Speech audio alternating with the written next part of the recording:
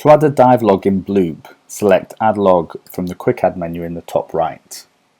All logs have to pertain to an approved dive plan, so they're listed here first. Completed dive plans can be shown by clicking this link. I'm going to add a log to the Urchin Density Dive Plan, which is valid from April 10 through May 15.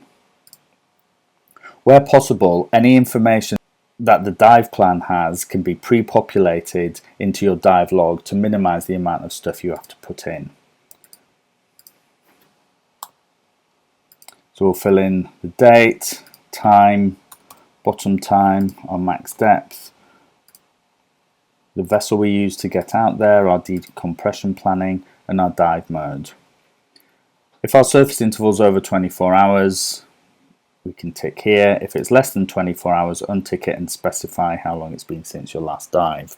If Bloop already knows about your last dive, this will be calculated for you.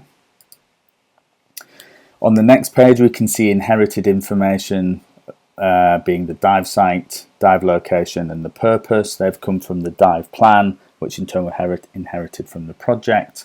The other divers that were involved are already listed. I'm going to choose who my dive buddy was. What this will do is if Crystal hasn't logged this dive, next time she logs in, Bloop will ping her an alert reminding her that she needs to log it. Further information here can be added if you want. And finally, your notes, and as much detail as you want can be added here. Click Submit.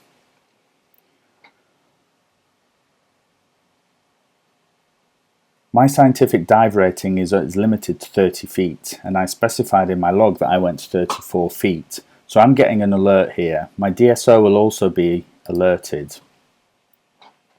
My dive log history can be seen by selecting this navigation on the left. Here are all my logs. I can download this log, or I can create a backup of my logs. The backup can either be stored by Bloop by clicking Store Backup here, or I can download it for use in other software if necessary. We can filter which logs are downloaded as well.